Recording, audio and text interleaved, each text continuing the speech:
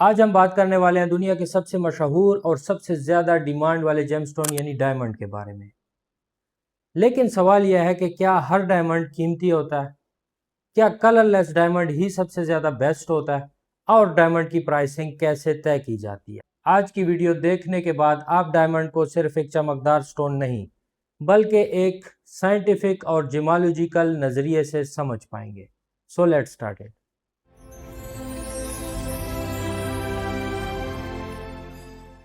बिस्मिल्लाहिर्रहमानिर्रहीम। मेरा नाम है मोहम्मद यासिर और आज हमारा डीप जियोलॉजी कोर्स डे 33 है। ठीक है, और आज जो हमारा टॉपिक है बहुत ही एक इम्पॉर्टेंट टॉपिक, डायमंड,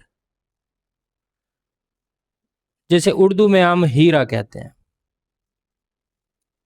डायमंड दोस्तों एक आसान स्टोन है, इसकी डिटेल बहुत ज़्यादा है, सो वीडियो लंबी हो सकती है, इसलिए इस वीडियो में मैं चैप्टर्स ऐड कर रहा हूँ, सो आप अपने मनपसंद चैप्टर के ऊपर जंप कर सकते हैं। सबसे पहले हम जानते हैं डायमंड की फॉर्मेशन।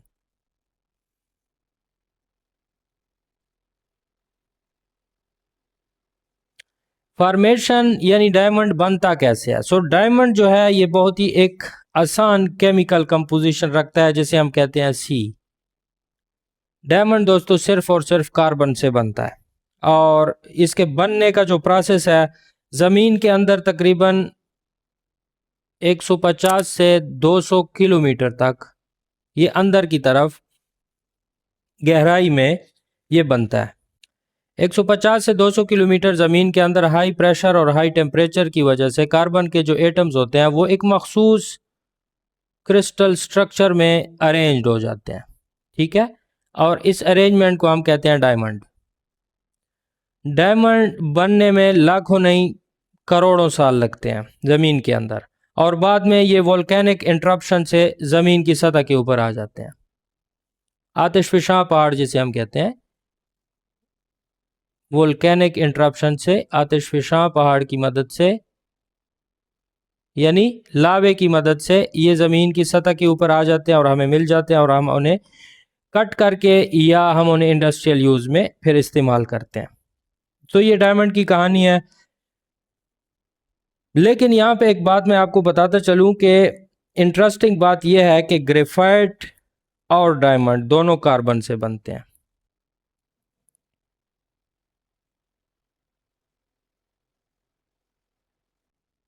ग्रेफाइट भी कार्बन से बनता है और डायमंड भी कार्बन से बनता है, लेकिन डायमंड दुनिया का सख्त तरीन मटेरियल है, 10 हार्डनेस के ऊपर है, और ग्रेफाइट जो है ये दुनिया का सॉफ्ट तरीन मटेरियल है जिसकी हार्डनेस 1 से 2 तक होती है। ग्रेफाइट हम पेंसिल्स में यूज़ करते हैं, पेंसिल की जो लेड होती है वो ग्रेफाइट की होती है जिससे हम लिखाई करते हैं। और डायमंड दुनिया का सबसे हार्ड मटेरियल है जिसको हम ड्रिल ब्रिट्स पे लगा के ज़मीन के अंदर ड्रिल करते हैं, सख्त सख्त चीज़ों को तोड़ते हैं उससे, और इसके अलावा ये ज्वेलरी में भी यूज़ होता है। सो ये एक बहुत ही हैरानकुन चीज़ है कि दोनों कार्बन से बनते हैं, लेकिन ग्रेफाइट दुनिया का सबसे सॉफ्ट मटेरियल है और डायमंड दुनिया का सबसे हार्ड मटेरियल है। ये ऐसा क्यों है? क्योंकि इन दोनों के जो केमिकल स्ट्रक्चर हैं, यानी एटम्स की जो अरेंजमेंट है वो डिफरेंट है। कार्बन की डिफरेंट है, डायमंड की डिफरेंट है। एटम की अरेंजमेंट की वजह से इनकी जो हार्डनेस है उसमें फ़र्क आ जाता है, हालांकि दोनों कार्बन से बन रहे हैं। अब हम बात करते हैं कलर ग्रेडिंग पे।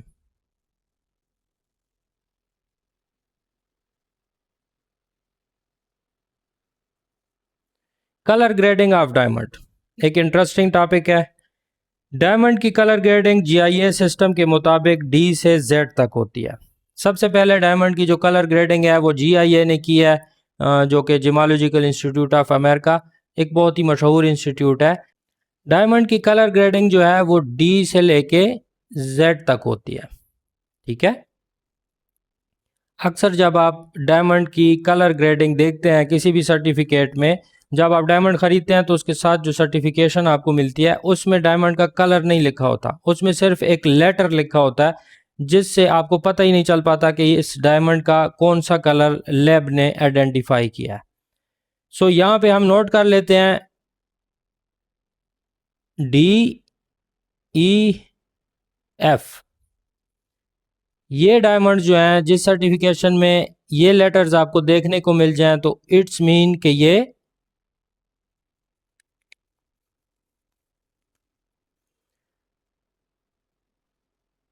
कलर लेस डायमंड की बात हो रही है, ये बिल्कुल ट्रांसपेरेंट होते हैं। इसके बाद GHIJ, GHIJ, तो इनको हम कहते हैं near colourless.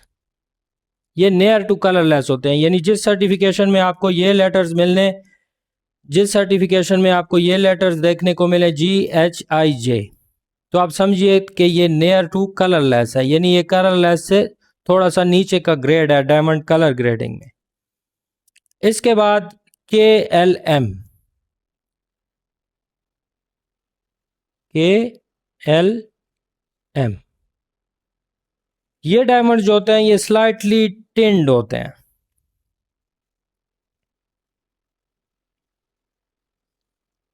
Slightly tint, slightly tint का क्या मतलब है कि ये थोड़े से पीलाहट की तरफ जा रहे होते हैं, यानी मैले से होते हैं। KLM, ठीक है, ये आपने याद रखनी है, कहीं पे नोट कर लें तो आपको याद रहेंगी ये चीज़ें। इसके बाद NOPQR,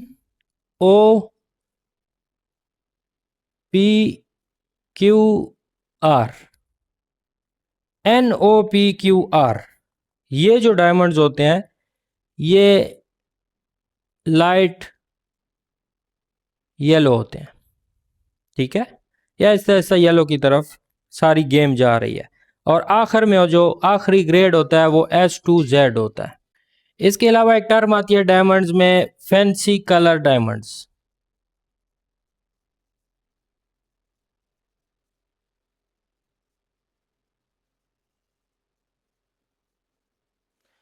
फैंसी कलर डायमंड्स में वो डायमंड्स आते हैं जो कि नेचुरली ब्लू हों,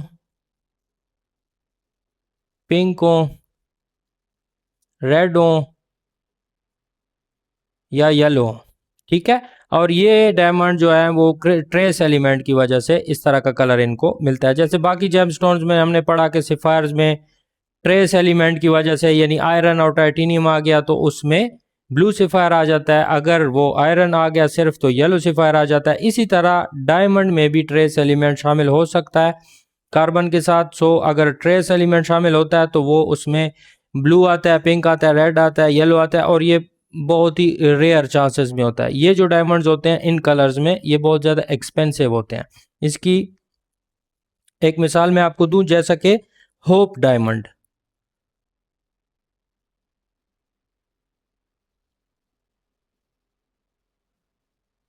होप डायमंड, ये टर्म आप सर्च कीजिएगा गूगल के ऊपर तो आपको पता चलेगा कि ये एक बहुत ही तारीखी डायमंड है। इसके ऊपर बात नहीं करते क्योंकि हिस्ट्री की तरफ चले जाएंगे हम जंप करते हैं नेक्स्ट टॉपिक पे, जो कि है डायमंड ट्रीटमेंट्स।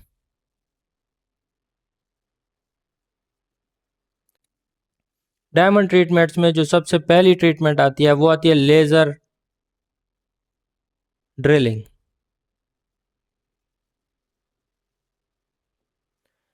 किसी डायमंड में समझ लें कि कुछ इंक्लूजन्स हैं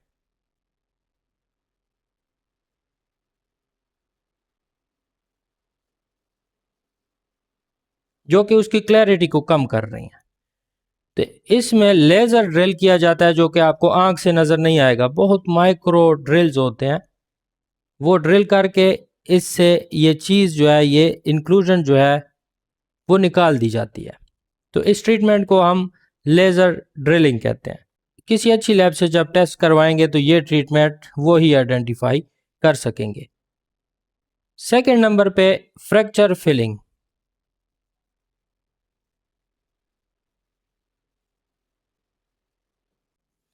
डायमंड्स के अंदर के जो क्रैक्स होते हैं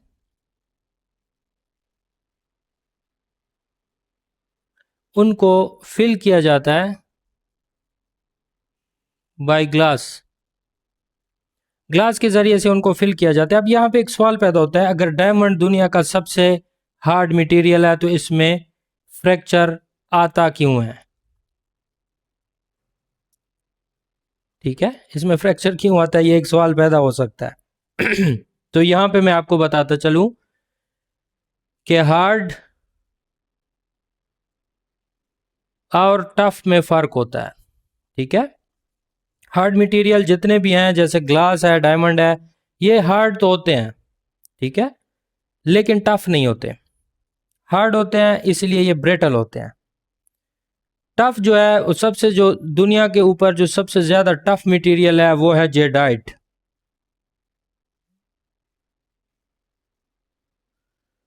जेडाइट की हार्डनेस जो है वो 5 है, लेकिन ये दुनिया का सबसे ज़्यादा टफ स्टोन है। टफनेस और हार्डनेस मैं पिछली वीडियोस में आपको डिटेल से बता चुका हूँ। आप काइंडली उस वीडियो के ऊपर जंप करें और इन चीज़ों को पहले समझें कि हार्ड और टफ में क्या फ़र्क होता है। तीसरे नंबर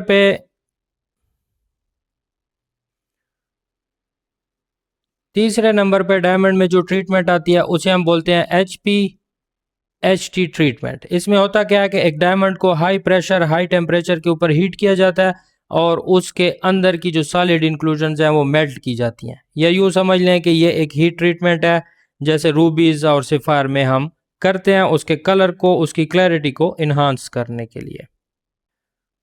और फोर्थ नंबर पे डायमंड में जो कॉमन ट्रीटमेंट है उसे हम बोलते हैं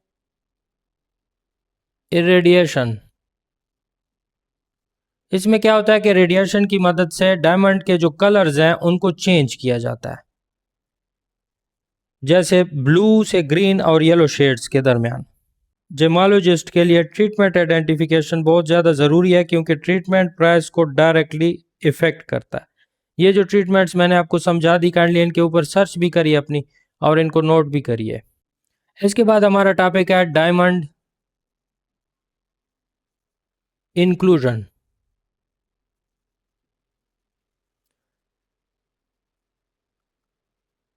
हीरे की अंदर की दुनिया बहुत ही इंटरेस्टिंग टॉपिक है मेरे लिए। डायमंड्स में जो कॉमन इंक्लूजन्स होती हैं वो मैं आपको दिखा भी देता हूँ एंड समझा भी देता हूँ। नंबर फर्स्ट पे डायमंड में क्रिस्टल इंक्लूजन आपको देखने को मिल सकती है। क्रिस्टल इंक्लूजन में डायमंड में सबसे ज़्यादा जो इंक्लूजन देखने को मिलती है वो मिलती है कार्बन की।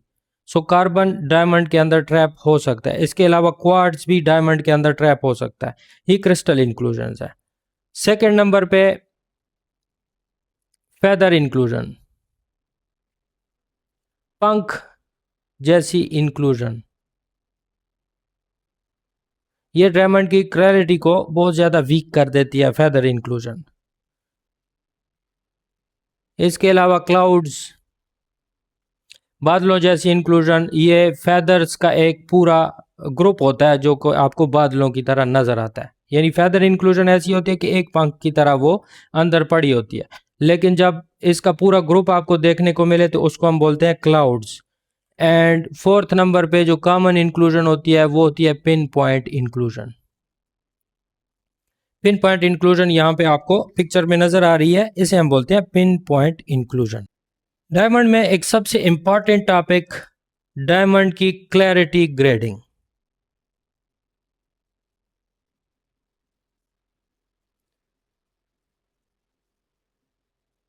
क्लैरिटी ग्रेडिंग डायमंड की जो है ये बहुत ज़्यादा इंपॉर्टेंट है। आपने अक्सर डायमंड की सर्टिफिकेशन में ये एक चीज़ क्लैरिटी में नोट की होगी जिसमें लिखा होता है VVS1, VS1, SI, IF, FL। तो ये सब क्या है, आज हम इन चीज़ों को डिटेल में समझने जा रहे हैं। सो क्लैरिटी ग्रेडिंग ये आपको सीखनी होगी डायमंड की। एक मुख्तलिफ मुख्तलिफ टर्म्स यूज़ होती हैं, जैसे FL। FL जो है ये फ्लॉलेस डायमंड के लिए यूज़ होता है। जिस सर्टिफिकेशन में आपको FL नज़र आ जाए तो इट्स मीन कि ये एक बेहतरीन डायमंड है। ठीक है, उसके बाद एक टर्म यूज़ होती है IF। ठीक है, IF हम यूज़ करते हैं इंटरनली फ्लॉलेस, कि डायमंड के अंदर किसी किस्म की इंक्लूजन नहीं है, विजिबल इंक्लूजन नहीं है, तो उसको हम इंटरनली फ्लॉलेस कहते हैं। एफएल हम उस डायमंड को कहते हैं जिसकी ब्लेमिशेस भी ना हो, जिसमें इंक्लूजन भी ना हो। ब्लेमिशेस हम कहते हैं टेबल के ऊपर की इंक्लूजन, ठीक है, और इंक्लूजन हम कहते हैं डायमंड की या स्टोन की अंदर की इंक्लूजन्स को। इसके बाद एक बहुत ही कॉमन टर्म जो कि अक्सर मोजेनाइट्स के लिए भी यूज होती है, VVS1 VVS2, ठीक है, ये टर्म हम यूज करते हैं। VV is very slightly included, ठीक है, ये VVS जो है ना, very slightly included, VVSI VVS2 या VVS1 VVS2 very slightly included. अक्सर मार्केट में जो अच्छे डायमंड हैं वो इस ग्रेड में आपको देखने को मिलेंगे, क्योंकि ये जो दो ग्रेड्स हैं ये एक्सेप्शनल ग्रेड्स हैं। डायमंड्स इसमें बहुत कम ही आते हैं, और जो जब आते हैं तो वो एक म्यूजियम का पीस हो जाता है, वो आपको मार्केट में नहीं मिलेगा। लेकिन इस ग्रेड के डायमंड्स आपको मार्केट में देखने को मिलेंगे जिनकी सर्टिफिकेशन में VVS1 VVS2 लिखा होगा। अगर इस तरह की क्लैरिटी का डायमंड है तो वो एक अच्छा डायमंड है, बल्कि बहुत ही अच्छा डायमंड है। इसके बाद आता है VS1 VS2, ये भी इसी तरह की ग्रेडिंग है, वेरी स्लाइटली इंक्लूडेड। उसमें वेरी दो दफ़ा लिखा गया कि ये बहुत ही अच्छा क्लियर डायमंड है, और इसमें एक दफ़ा लिखा गया है कि ये एक बस अच्छा डायमंड है। सो इसको हम लिख देते हैं वेरी स्लाइटली इंक्लूडेड। इसके बाद एक ग्रेड आता है SI1 SI2, ठीक है, SI1 SI2, ये जो होते हैं ये स्लाइटली इंक्लूडेड होते हैं। बहुत सिंपल है, अगर ये आप याद रखना चाहें तो SI1 it's mean slightly included. इसमें ऐसी इंक्लूजन होती हैं जो कि विजिबल होती हैं, आपको आंख से भी नजर आ सकती हैं या लूप से नजर आ सकती हैं। इसके बाद एक ग्रेड आता है I1 से I3 तक, I1 से I3 तक ये वो डायमंड होते हैं जो कि बहुत ही ज़्यादा पुअर क्वालिटी के होते हैं, या इसको हम इम्परफेक्ट डायमंड्स भी कहते हैं, इम्परफेक्ट। ये वो डायमंड्स होते हैं जो कि बिल्कुल इंक्लूडेड होते हैं, जिसमें इंक्लूजन्स भरी होती हैं, तो वो I1 से I3 तक ग्रेड करते हैं। ये क्या है, डायमंड की जो क्लैरिटी ग्रेडिंग है वो मैंने आपको समझा दी। FL फ्लॉलेस डायमंड, अंदर से भी साफ है ऊपर से भी साफ है। IF इंटरनली फ्लॉलेस, अंदर से साफ है सिर्फ। VVS1 VVS2 is very slightly included, VS1 VS2 is very slightly included, SI1 to SI2 slightly included। ये डायमंड बहुत ज़्यादा कमर्शियल ग्रेड के डायमंड्स होते हैं और ये आपको मार्केट में बहुत ज़्यादा देखने को मिलेंगे, ठीक है। इसके बाद जो आखिरी ग्रेड है वो है I1 से I3 तक, जो कि पुअर क्वालिटी या इम्परफेक्ट डायमंड्स कहलाते हैं। इसके बाद एक बहुत ही इंपॉर्टेंट टाइप है डायमंड में, कट ग्रेडिंग। डायमंड में कट, क्लैरिटी, कैरेट, ये बहुत ज़्यादा इंपॉर्टेंट होते हैं। जो 4 C's हमने पहले पढ़े थे ना, वो असल में डायमंड के ऊपर डायरेक्ट अप्लाई होते हैं। कट ग्रेडिंग बहुत ज़्यादा इंपॉर्टेंट है। फर्ज करें यहाँ पे आपके पास एक डायमंड है,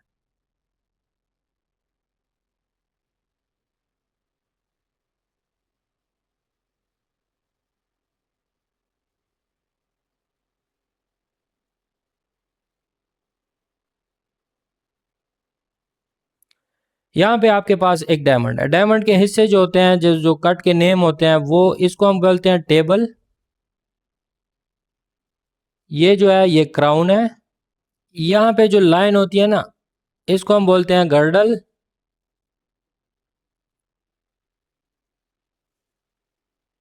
इसके बाद ये जो सेक्शन होता है इसको बोलते हैं पवेलियन,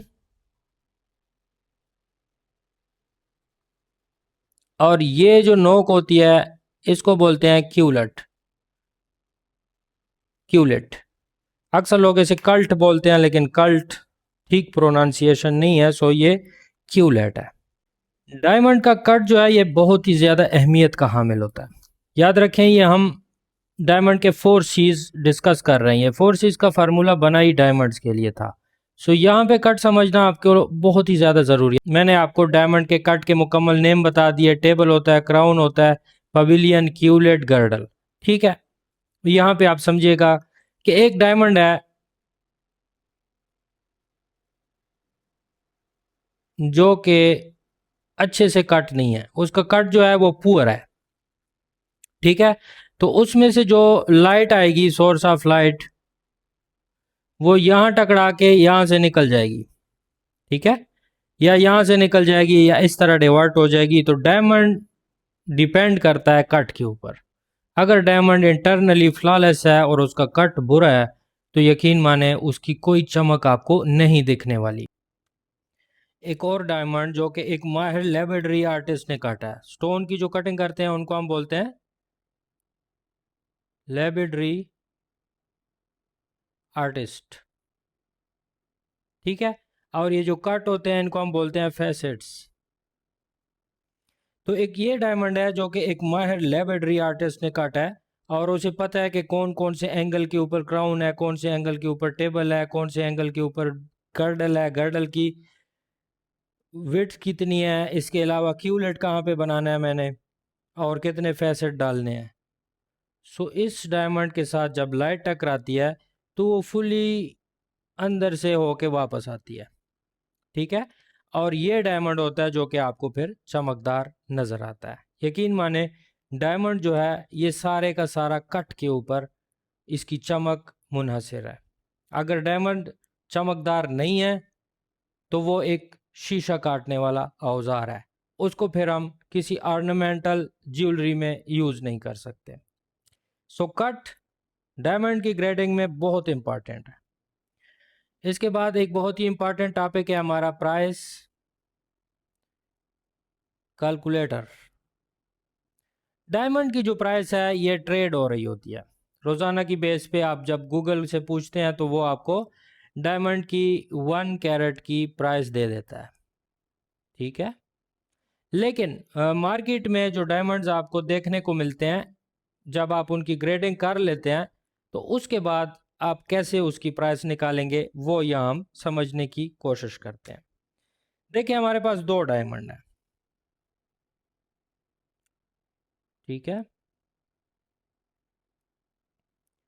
एक को हम नाम दे देते हैं डायमंड ए और दूसरा डायमंड बी। ठीक है, हमारे पास 2 डायमंड है। इस डायमंड का जो कलर है वो डी है। डी हमने अभी पढ़ा है कि कलरलेस डायमंड है। ठीक है, कलर इसका डी है, और ये आई एफ क्लैरिटी के साथ है, और कैरेट है इसका सी टी है 1 कैरेट का ये डायमंड है, और इसका कैरेट जो है ये 1 कैरेट है। ठीक है, लेकिन जो इसका कट है वो एक्सीलेंट है। यहाँ पे मैं एक पिक्चर लगा देता हूँ, आप पहले इनके कट्स के नेम देख लें। ठीक है, poor, fair, good, very good, excellent. यानी ये जो एक्सीलेंट कट होता है ये टॉप का कट है। इसके बाद जो बी डायमंड है हमारे पास, इसका कलर जो है वो जे है। जे कलर का ये डायमंड है, SI2 क्लैरिटी के साथ है। ठीक है, स्लाइटली इंक्लूडेड है, और इसका जो कट है वो गुड है, गुड है, और इसका जो कैरेट वेट है वो 1 है। दोनों डायमंड्स का कैरेट वेट जो है वो 1 है। यहाँ पे मैं लिख लेता हूँ 1 CT 1 CT। दोनों डायमंड्स जो हैं वो 1 कैरेट के डायमंड्स हैं। इसका कलर डी है, इंटरनली फ्लॉलेस है, क्लैरिटी, कैरेट इसका 1 है, कट इसका एक्सीलेंट है। लेकिन डायमंड बी जो है ये जे कलर का डायमंड है, स्लाइटली इंक्लूडेड है, और गुड कट के साथ है और कैरेट वेट इसका 1 है। तो इन दोनों डायमंड्स की प्राइस में ज़मीन आसमान का फ़र्क होगा। ठीक है, ये 1 कैरेट 1000 USD तक होगा और ये 1 कैरेट 1 लाख PKR। ठीक है, दोनों 1 कैरेट के डायमंड है, लेकिन इसकी प्राइस जो है वो $1000 तक होगी और इसकी प्राइस जो है वो 1 लाख PKR तक होगी। सो इस तरह से डायमंड आप जब भी देख रहे हैं उसकी आपने प्राइस निकालनी है। सबसे पहले उसका कलर देख लें, सेकंड नंबर पे उसकी क्लैरिटी देख लें, थर्ड नंबर पे उसका वेट देख लें, कितने कैरेट है, कितने सेंट है। ठीक है, उसके बाद उसका कट देखें, कट आपको समझ आएगा। मैंने आपको दिखा दिए कि poor, fair, good, very good, excellent. अब आप यहाँ पे सोचते हैं कि यार हम लेबोरेटरी आर्टिस्ट नहीं हैं, हम जेमस्टोन कटिंग नहीं जानते, तो हम कैसे समझेंगे कि ये कट पुअर है, फेयर है, गुड है, वेरी गुड है, एक्सीलेंट है। तो उसके लिए एक फाइनल टिप जो कि अपने तजर्बे की बुनियाद पे ऊपर आपको दे रहा हूँ, डायमंड को आप जब भी देखें उसका लस्टर देखें। अगर तो वो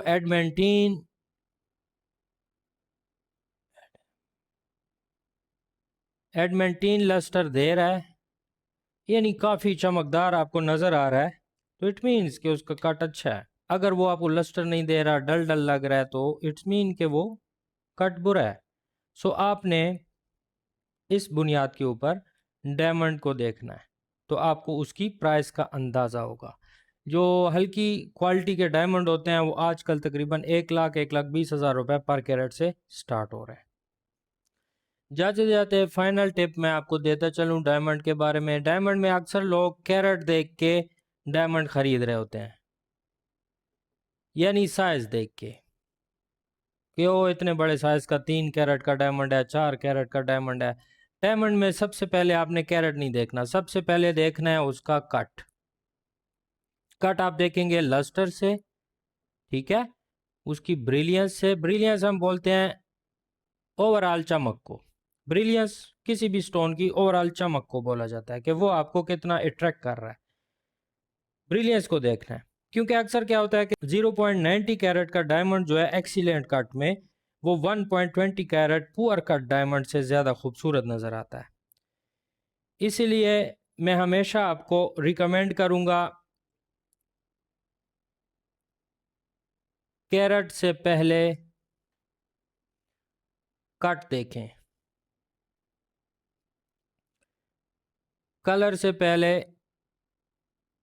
सर्टिफिकेशन,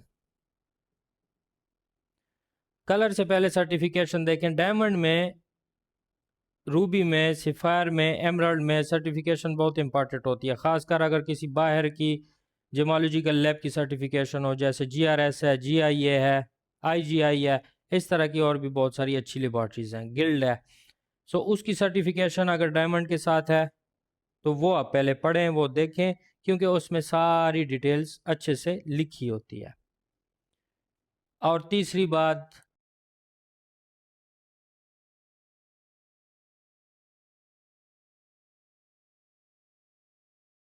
प्राइस से पहले अथेंटिसिटी देखें, किसी अथेंटिक डीलर से प्रीशियस स्टोन खरीदें हमेशा। अथेंटिक डीलर का कैसे आपको पता चलेगा? जाएं ChatGPT से पूछें, अपने उसे कहें कि मेरे एरिया में पाकिस्तान में सबसे अथेंटिक जेमस्टोन डीलर सेलर कौन है, तो वो आपको बता देगा। सेकंड नंबर पे फिर गूगल पे जाएं, उसके रिव्यूज़ देखें, गूगल से उसके सोशल मीडिया अकाउंट्स आपको मिलेंगे, सोशल मीडिया पे जाएं, लोगों के कमेंट्स देखें, लोगों के मैसेजेस देखें, लोग मुतमईन हैं उससे, लोग क्या बात कर रहे हैं, जो उसके कस्टमर हैं वो क्या बात कर रहे हैं उसके बारे में। तो ये सारी चीज़ें देखें, उसके बाद किसी प्रीशियस जेम में आप इन्वेस्ट करें, क्योंकि ये महंगे स्टोन्स होते हैं, बार बार आप नहीं ख़रीद सकते। सो बी केयरफुल। अभी तक के लिए इतना ही, दुआ में याद रखिएगा। अल्लाह हाफिज़।